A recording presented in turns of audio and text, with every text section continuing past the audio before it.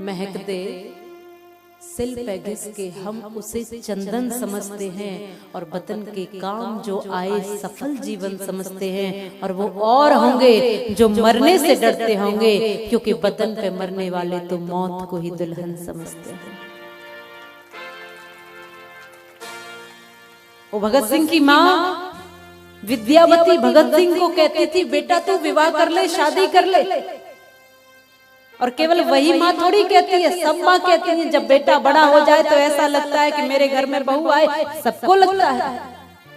ये माँ विद्यावती भी चाहती होगी कि बहू आए, शादी कर ले बेटा। भगत सिंह को कहा, भगत सिंह का नाम तो सुना है कि नहीं सुना?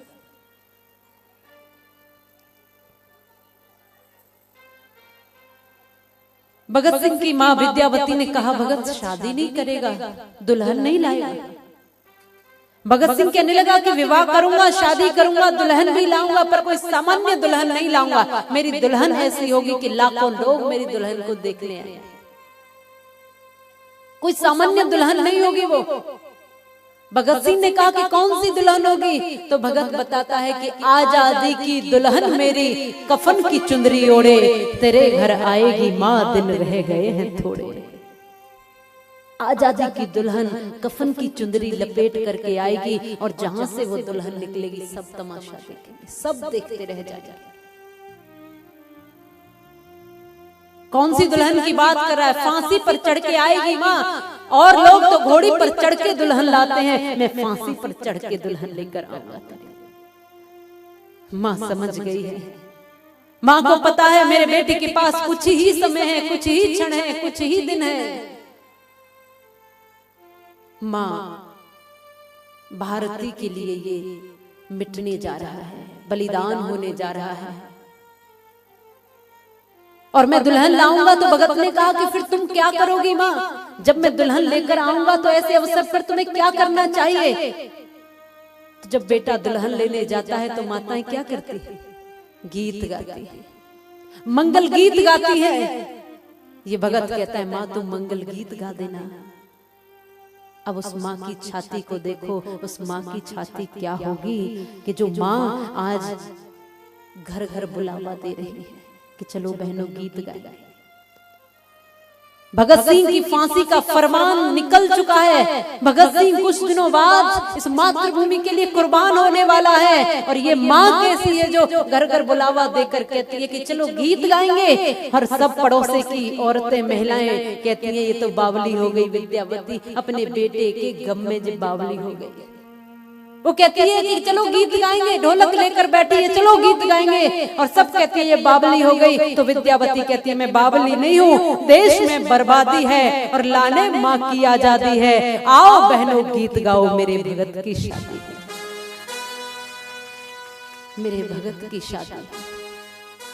ये मैं बावली नहीं हुई हूँ, मेरे भगत की शादी है। और मैंने कहा ना कि वो और होंगे जो मरने से डरते होंगे, वतन पे मरने वाले तो मौत को ही दुल्हन समझते हैं। ऐसी दुल्हन कोई साधारण दुल्हन नहीं लेकर आऊंगा। क्या उन लोगों ने भक्ति नहीं की? क्या आप ही की भक्ति मान्य है? वो भी भक्ति कर रहे हैं, पर उनके हाथ में बंदूक की गोली है, और हम भी भक्ति कर रहे हैं, हमारे मुख में राम नाम की बोली। भक्ति वो भी है, भक्ति ये भी है। आप कथा सुनकर भक्ति कर रहे हैं, हम कथा करके भक्ति कर रहे हैं। वो अपने सैनिक हर समय तैयार रहकर अपनी सेवा भाव से जो सीमा पर आपकी रक्षा के लिए खड़े, वो अपने तरीके से भक्ति कर रहे हैं। हर व्यक्ति अपने अपने तरीके से भक्ति कर रहा है, और सबकी भक्ति मान्य है। पर जहां जिस चीज की जरूरत हो, जब माला फेरने की जरूरत है तो माला काम आती है, और जब भाला उठाने की जरूरत है तो भाला काम आता है। ये देखना है कि कब कहाँ कौन सी चीज से भक्ति करनी है, क्योंकि भक्ति और शक्ति हम दोनों को लेकर चलते हैं। हम देखते हैं माँ दुर्गा के हाथ में एक में कम पुष्प है तो एक में तलवार भी है। भोलेनाथ एक में डमरू रखते हैं तो दूसरे में त्रिशूल रखते हैं। भगवान कृष्ण एक हाथ में बांसुरी रखते हैं तो दूसरे में चक्र सुदर्शनधारी रखते हैं। इसलिए देखना चाहिए। राम प्रसाद बिस्मिल उसको एक बार जेल में जेलर ने कहा कि अरे तुम इस जवानी को बर्बाद क्यों कर रहे हो? तो राम प्रसाद बिस्मिल ने कहा कि ए जेलर, मेरा हर शेर तेरे हर जवाब से अच्छा होगा। राम प्रसाद बिस्मिल बहुत बड़े शायर, शायरियां लिखा करते थे। कितने लोगों ने पढ़ी है उनकी शायरी? राम प्रसाद बिस्मिल को पढ़ा है? कितने लोगों ने पढ़ा? अब जाकर पढ़ लेना।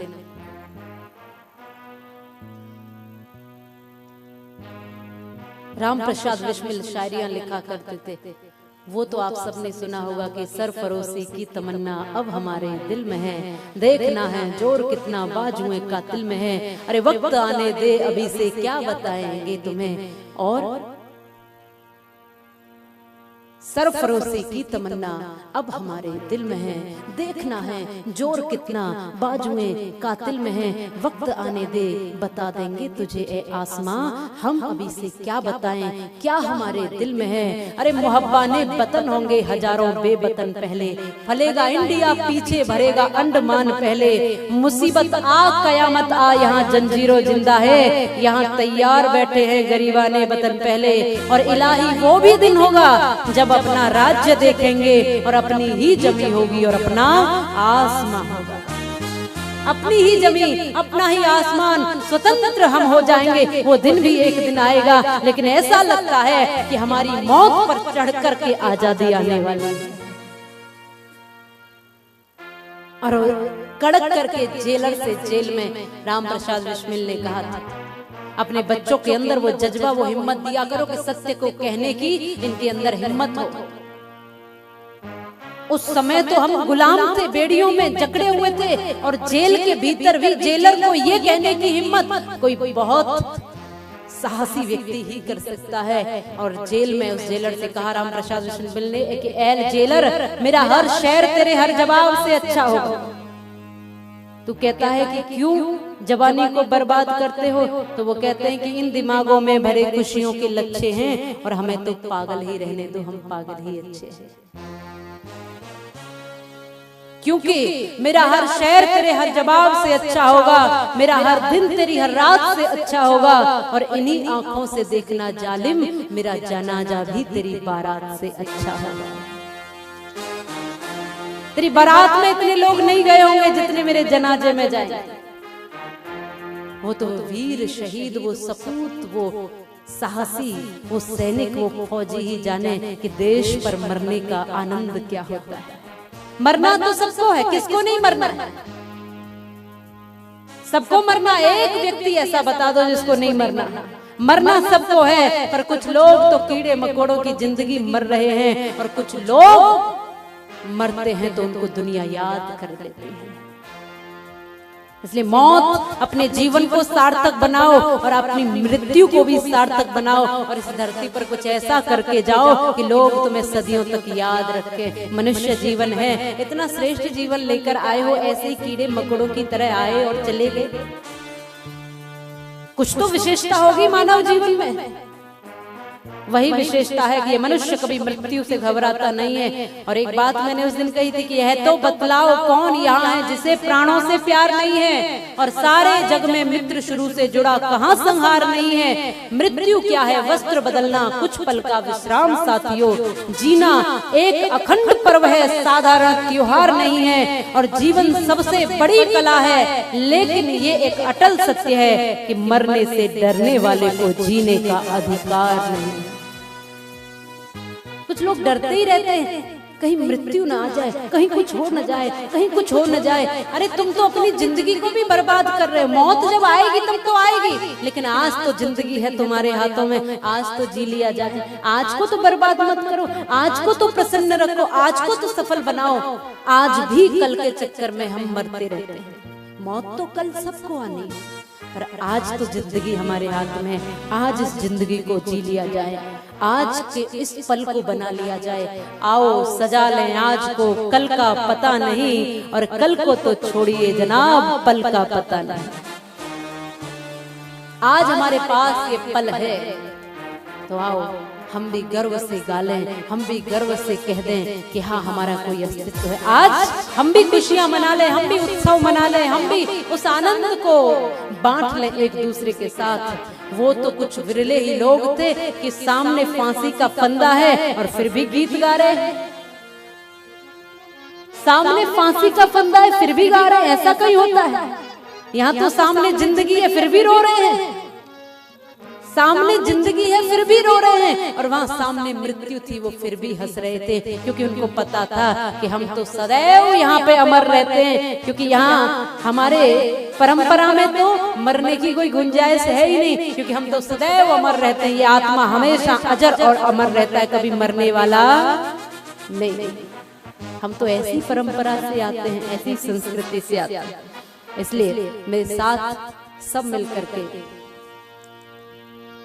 उसी जज्बे को एक बार गाएंगे, जिस जज्बे के साथ भगत सिंह, राम प्रसाद बिस्मिल, अशफाक उल्लाह खां और उन तमाम जज्बातियों ने वो जज्बा अपने हृदय में रखा था।